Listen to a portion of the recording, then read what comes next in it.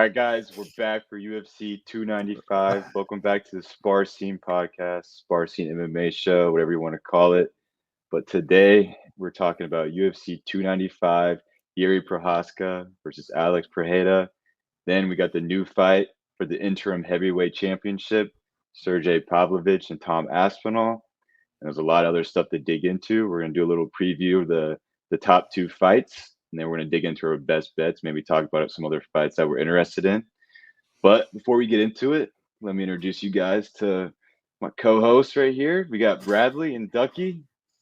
They're both beating me in the best bets challenge. So yeah. So we're talking about that after. And then if you guys haven't already, make sure to check out the Spar Scene Instagram and TikTok right above my head right there. You can check out all our clips, our best bets, and like how we're doing on there. But yeah, like I said, we're going to dig into UFC 295. Yeah, this is coming on the heels of two cards that I don't want to say they were necessarily bad. Like the one with Islam was still a good like pay-per-view. It was still some moments that were fun. But this last Brazil, Sao Paulo, oh my goodness, did that thing fall apart. And, you know, we're getting towards the end of the year where we got to unload some people that are on contracts. They got to get their fights in. I think this card is really going to be a bright spot. In the main event, we got Yuri Procházka coming off of a catastrophic shoulder injury to challenge Alex Pereira for the light heavyweight crown, which is oddly vacant. You know, this weekend, I'm just really feeling the sadness for Jamal. Was it Jamal Hill? Jamal Hill. Yeah, I just wanted the name. I don't think it's the right way to, but I think like he is a dude who definitely has a stake to the claim. When I'm analyzing this main event, I'm really thinking about one main thing. If I had to pick out what is an advantage for either guy, I just got done hot off the heels of watching or rewatching the Jiri fight against Glover, and my God, it's such a war. What scares me is that even at his advanced age, with all the years of wear and tear, and, you know, Glover's always had a really solid chin, except for when Rumble hit him. Otherwise, he's solid. But he was able to rock Jiri a lot. He caught him a lot. He controlled him on the ground. And it was almost like Jiri is just so wild. Eventually, he's so in that fight that he was to the death. And he eventually ended up getting this up right at the end.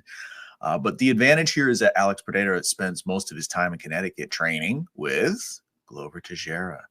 So I have a feeling that they're down in that basement just eating picanha and just studying film and just trying to look for holes in that game. My keys to victory here is probably just the wildness. Yuri is so wild that he's very unpredictable. And the thing is, his striking is not like what you see in Glory or what you see in a traditional kickboxing fight or boxing fight. Alex is more traditional, but he definitely keeps his hands pretty low. I think the thing I'm most excited about with this fight, I'm not going to pick this one because it really is a toss-up, and I don't know where Yuri's at coming after this layoff, but I really think both of these guys, they're so wild and they leave their chins out way up in the air. This is going to be guaranteed action. I think somebody's going out violently, very much so. That's what I want to believe as well. But sometimes you always believe these things. Like, for instance, what was it, Derek Lewis, Francis Ngannou? And then they go 5 rounds and barely fight each other. So it's like those kind of fights you think are going to be fireworks, and they're just duds because they're so scared to engage with the other person because of their power. So it could be one of those fights. I don't think it will be. I think Yuri's just too much of a wild man. I mean, the dude spent 3 days in total darkness and fasting. So he's fighting the demons, man. Like he's getting very spiritual for this fight. So I don't think he'll be that kind of guy, but I do think it'll be interesting to see how Glover kind of trains Alex, having already fought him. However, that was over a year ago. Yuri hasn't fought since then, so Yuri could also make improvements to his game that Glover hasn't seen yet either. So it's going to be interesting, like a chess match, you could say, between the two. I want to lean toward Yuri here. I think he's more dangerous. We look at Izzy. Okay, yeah, he beat him once and he lost, whatever. But Izzy just got destroyed by Sean Strickland for 5 rounds. Is Izzy that good, or is it Robert Whittaker and these other bums in that division couldn't beat him? So it's like, I mean, is Pereira that good because he beat Izzy? You know, it's like, how good is Izzy actually? So we'll see. Although he did beat Sean Strickland as well, Pereira, but still, I mean, I think if I did bet on this, I think I would lean towards Yuri, but I would want to stay away. MMA math, baby. Yeah. The complicated 2 + 2 equation. = 8. Right. Yeah, the MMA math on Alex Pereira is pretty crazy for only being the UFC for how long he has. Like, it's kind of crazy the guys he's beaten and who they have beaten too. What I saw today, Yuri's only had 3 fights in the UFC. Yeah. It's wild. He almost said that killed Dominic Reyes. And then he beat I forgot the guy before him. And then he beat Glover. So yeah, only 3 fights, and he's already like, I mean, top of the chain, dude. Yeah, he's there. I think Jamal Hill's the champ, straight up. If he comes back, you think he takes one of these guys out? I think he knocks him out. Yeah, he's the man. He's very analytical. Go ahead, Simon. Yeah, I was gonna say I think this can be a crazy style matchup because I mean Alex Pereira has, you know, a very unique kickboxing stance, like you were saying. And we got Yuri. We don't even know what he's going to come out with, dude. He's probably going to have a new stance. He switches a lot when he likes to fight. So that's going to be really interesting to me. I think it's a good sign for Alex Pereira that he beat Izzy. I know Izzy kind of, you know, had a rough going, but Izzy's one of the best strikers in UFC history, you know. So I don't think Yuri's craziness can really surprise Alex. That's why I'm leaning towards Alex a little bit. I think that him being kind of like his typical way, his conventional way to him is going to kind of help him win this. He's so comfortable in his style that he can overcome Yuri's wildness, and I think that's why I'm leaning Alex a little bit. But I almost hate to pick this fight. There's a real element of unpredictability on this one because if you think about it, both of these guys don't really have that much film within the UFC. Like there's not that much on these guys. You know, you had the Bruno Silva fight with Alex. You know, he dusted this one guy off with a crazy knee that tried to take him down for a round. There was really not much happened. And, you know, you have the Izzy fights to learn a little bit from. But like we say, you know, I mean, Izzy's great, but he's not a great grappler necessarily. He got better by working with Andre Galvao and getting his purple belt over there, but he's not going to use his grappling necessarily to try to finish a fight. You know, it was more just to kind of get wrist control and slow Alex down, fill his arms up.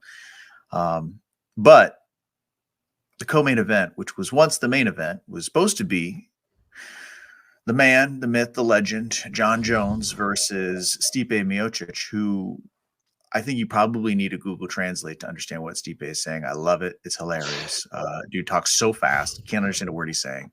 But we saw John Jones injured his muscle that connects his chest to his shoulder. Some pectoral muscle, yeah. Well, supposedly. I mean, comes quickly after the USADA thing goes away.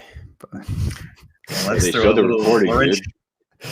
Oh, dude, it's got to be true. It's got to be true. They got the footage. They got the footage. Yeah. There's no way. So when did they do that? My tit. you know what's funny about that also, just to fuel that fire of the conspiracy, USADA, as of the last, I want to say year and a half, they changed their rule where the athlete doesn't have to disclose a positive. So some of these people who disappear for long periods of time, they're like, you know, I'm just soul searching, dude, just spending time with my family, catching up on old Pixar films and being wholesome. Just in a dark room for 3 days, not eating. Right. Like, would it change your opinion of Yuri's like meditation session if he was listening to like Ice Spice the whole time that he was in the room? Like, he's totally peaceful except for the music. So, what we got instead was Tom Aspinall, who is like he's like Frankenstein, but from Britain. Everything is lad. He's so awesome. I love Tom Aspinall. I've always had mad respect for him. I've really been following him on his come up. The dude is so quick for a heavyweight. He gets to the back nicely. He did have that weird moment where he kicked Curtis Blades in the leg and his leg exploded and his ACL got destroyed and torn. That led to a little layoff. He did come back and shred somebody in the meantime. A gentleman who I was named. Yeah, I went blank on it too. It was in London. Tybura. Marcin Tybura. Yeah. Who's a good fighter, by the way. He's pretty consistent. That guy's consistent. Yeah. But he got torched. Now, The difference is this. You can barnstorm Marcin Tybura if you have a lot of speed and you're fleet of foot. But, man, Pavlovich is a hammer. This dude is, to me, probably the most powerful guy in the heavyweight division now that Francis is gone. Francis is just one notch above, I think. Just one notch. His arms are so long. He generates insane power that's like on another universe. Like he dropped Tyson. Like it's insane. But the thing is, Pavlovich, you get close to him, you're rolling the dice. Now, I don't know how well-rounded it is. He did get taken down and controlled and destroyed in his, I want to say, first UFC fight against Alistair Overeem. But this was like 5-6 years ago now. And since then, dude's been on a tear. He's been finishing people, not getting taken down. Like, I think there was a little bit of anxiety. I mean, imagine debuting against Alistair. I mean, dude's a legend. Like, it's kind of hard sometimes to gauge that first performance. So on this one, man, I'm not going to put it in my best bets. But I do have a feeling that over the course of 5 rounds, if Tom Aspinall can be smart, and if he can stay away and not get crazy, I think he can take this one. I think he can. He's very diverse in his approach, but he's not going to do it if he gets into a pissing contest on the feet with Pavlovich. I'll tell you that much. What's your take on this? I think his wrestling will be the difference in this fight. Aspinall. If you look, I was looking today, I was like, have these guys fought anyone who's athletic, like a guy like Aspinall or like Almeida? And they haven't. They fought guys like Tuivasa, Spivak, like Tybura. Guys that are just kind of like, they just sit there. You know, they're not too athletic. They're not mobile. They're not, you know, in and out of the pocket. Aspinall is that guy. And I'm not sure if Pavlovich is ready for that. I think he's going to be too quick. The one thing I hate about, if I were to bet on this fight, the one thing that would scare me is the short notice for Aspinall. So how ready was he for this fight? Pavlovich was already training. He was ready. He had a full camp. Aspinall, he's a few weeks notice. So that's one thing that would scare me. But I think even with the short notice, I would still go with Aspinall just because of how athletic he is. He's so technical. I don't think Pavlovich can just like stand and bang. Like the Curtis Blades fight with Pavlovich, I was watching it, I think, with Simon. I was like, why is Blades not shooting for a takedown? Yeah. He just got stuck trading hands, and that's not the way to go if you're fighting Sergey. So I think Aspinall is smarter than that. I think he'll take advantage and take it to the ground if he's getting pieced up on the feet. I think Aspinall is going to win this fight. I'm just afraid of the short notice making a difference, and also traveling to the U.S. from London. Just kind of adding that into it. I don't know, but I think Aspinall could. If I were to bet on this, I think Aspinall gets it done. Yeah, I was struggling with this fight too, but kind of like you were saying with Aspinall, like he has everything, and he's almost like what I would like to say, almost like a modern heavyweight. We kind of said this with Cyril Gane. We're like, dude, this guy's so athletic, but he doesn't have the wrestling. Aspinall is a black belt in jiu-jitsu. He has the jiu-jitsu. He has the wrestling. But the question is, does that matter in heavyweight? Right. So, I just, with all the power that Pavlovich can have on him, I don't know if it'd be, can you just knock him out? So that's my question is like, is all this stuff, does it really matter when it comes to heavyweights? So I think we're going to find out. Ask Derek Lewis if it matters. True. Jeez. Like, I mean, the same thing with Jailton Almeida, right? He's a little more of a modern type heavyweight. We haven't seen the striking yet, but Aspinall, in my opinion, is like one of these modern type heavyweights. Like he has everything, and we're going to find out that's going to work for him, right? But is he going to get overpowered? Is he going to get, is a reach going to get to him? I think Sergey has like 84 inch reach. It's pretty close to John Jones. So strange, isn't it? Yeah. Long arms. There's something to that what you're saying, Simon, because there was a blueprint of the heavyweight that, like the lighter heavyweight, there was like a sea change that happened when sea level Kane showed up and was able to kind of neutralize a lot of dudes with his pressure. He was like 240. He wasn't a giant by heavyweight standards. He wasn't a giant guy. And like Stipe kind of took that and took it a step further. It kind of reminds me of Fedor, their body types. They're not like, ripped jack dudes, but they're strong and they're ready to do what they need to do. And that's the thing. Like some people, it's interesting that when you look at Jailton, man, that dude, he looks like a 185er. He's just in great shape, dude. He's in great shape. I'm not going to get sidetracked on this, but I hate to go conspiracy. I have a feeling that them two gents made a bet about going to decision down there in Sao Paulo. It's too fishy, man. Let's You're look a into black belt. You're a jiu-jitsu black belt. You're shredded to the gills. You're a heavyweight, but you're 235. And you're not ground and pound on Derek Lewis. Or No even like elbows. trying to get like something. I mean, you're in mount for 22 minutes. They Come dabbed on. up at the beginning of the Come fifth on. round. Remember that? Come on. Who knows? And Derek Lewis can just get up, right? Oh, jiu-jitsu doesn't work. I'll just get up. You had 22 minutes to get up. You didn't get up once. Well, you did get up once, so you back down. As soon as you They got got back, swept. Half Yeah. guard swept. Yeah. it's ridiculous. So That was moving down the embarrassing. Both of them. card, just a little bit. We got a ladies fight. Mm. It's ladies' night, folks. A Brazilian ladies' night. We've got Jessica Andrade versus Mackenzie Dern. This is pivotal. This is a pivotal matchup for both of these ladies because Jessica Andrade, man, she's been a destroyer for so long, but she's on a little bit of a slide. She got KO'd walking into Zhang Yan's like left hand, I want to say, got just dropped. And then she did get controlled and beat up by Erin Blanchfield, but that's kind of not new for anyone who fights Erin Blanchfield. She seems to be on the come up. She's probably going to be a dark horse for the contender for the title in that weight class right now. She's but young as well.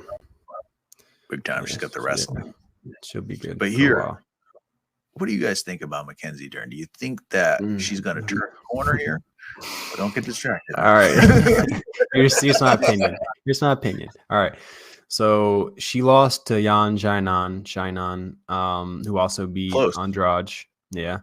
And then she goes and fights Angela Hill. That was her last fight, I believe, right? I think so. Yes. Yeah. And so that's in the middle. That's in the middle. That's in the middle, or I should say at the end of her breakup with her former husband. So she was fighting some demons in there too. You know, she had some anger. She was letting go. And I think that showed in her performance. However, I'm not sure if you follow her on the socials. So she's got a new man. Okay. I don't know if that anger's still in her or not. Maybe she's happy now. Maybe she's, you know, in a good relationship. She doesn't have the anger. She's not like going out there trying to take someone's head off. I don't know what to think, man, because the old Mackenzie Dern just tries her jiu-jitsu and tries to win on the ground or, you know, get in her guard like she did against Tisha Torres. So I think it could be one of those fights where it goes the distance. And Andrade, she looked dangerous against Limo. She got the head and arm choke standing up, and then won over Laura Murphy by decision. So I don't know, man. This is another toss-up fight. It kind of depends how, you know, these girls come out and their attitude and their mindset. But I think if Mackenzie comes out even close to what she did against Angela Hill, she should definitely get the win just because her striking was so angry. Yeah, I think it's a. Go ahead. Sorry. Oh no, you go ahead, man. Go ahead. No, I was going to say the big question is if she can take it to the ground. If she can't, that's going to prove where she's at in the rankings. I mean, that's the big question for Dern. I mean, we know she's going to the ground, but what can she do standing up? And she did great against Angela Hill. But like Brad was saying, is that just a one-off of anger issues or something like that? So, yeah. I think she changed teams as well. She was training with Perillo, but I think she left before her last fight. Like in the middle of her camp for the last fight, that was also a reason she was kind of like had some frustration built up because of her team as well. I don't know what exactly happened. Apparently Perillo had to do I think Cheeto was fighting like a week before that, and they couldn't basically fit her in. That's kind of what it sounded like. So I don't know, man. I don't know what's been going on. So we'll see. You know, it's crazy, man. Like I'm a huge Ruka like nut rider. Like I always have all their stuff. They make excellent gear. They make cool gis, everything, and their gym is awesome. And Jason Perillo, man, he's a great striking coach, but there is some sort of weird strain of passivity in the fighters. Like Cheeto, you see the way Cheeto fights sometimes. Like he lets the fight go, and it's going and going and going. Look at Corey Sandhagen, took advantage of that. He was like, "Nope, I'm going to win every single second of the fight. I'm not going to wait for you to get tired. I'm just going to win every minute." He's just pop, pop, pop, pop, landing volume. Mackenzie does have a tendency, or in those older fights, especially before that Angela Hill fight, of letting the fight kind of, I guess, just go away. It was almost like, well, you know what? It's going to be okay. I'm going to get an upper body takedown. I'm going to trip her. I'm going to get her to the ground and use my jiu-jitsu. I heard Eddie Bravo say this back in the day, and I cannot agree more. If Ronda Rousey and Mackenzie Dern would spend a little bit of time on true single legs and doubles, it would completely change the way they fight. It would completely change their threat, their ability to get people to the ground. Because right now, they're like getting you up against the fence, upper body sagging on you. It's going to work eventually sometimes, but at the same time, you might get your back taken in the process, a la Valentina. So I don't know what to expect. I do think it's pivotal, though, because Mackenzie's kind of getting to that point where, are we going for the title or not? Yeah, this would be big. This is a big fight for her. I'm excited for this fight, man. I really am.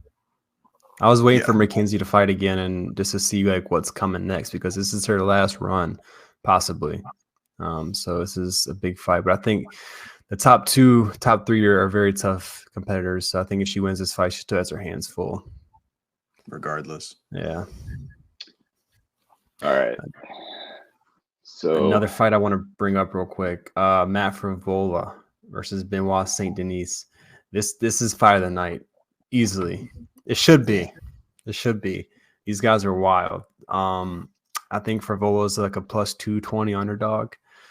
We'll get to the best bets later, but what do you think about those odds? Well, they're unfair to Frivola big time. Whoever's making that line is not watching him carefully, because I think he's got power, man, and he's a dog. He's a freaking dog. Benoit Saint Denis, I mean, he's got that control style. I like the control, but it's just, it's submitting Ismail Bonfim and submitting Matt Frivola, I think, is going to be a different job. I don't think it's going to be as easy. I think he's going to run into some severe resistance. Another one that's on there, Pat Sabatini versus Diego Lopes, should be exciting. Pat Sabatini does have a tendency to get a little jiu-jitsu only. Maybe Philadelphia wrestler. Yeah. Is he in the same camp as Sean Brady? But Sean Brady kind of mixes it up together. Yeah, Sean does a better job mixing it up with the striking. But yeah, I think the over would be a pretty good idea for that, because I think it'll be just a dry fight, in my opinion. I don't think these guys are too risky on the feet. But we'll see. We'll see. Well, speaking of that, of the over, that pretty much does it for the main card. So I guess it's time to get into the best bets.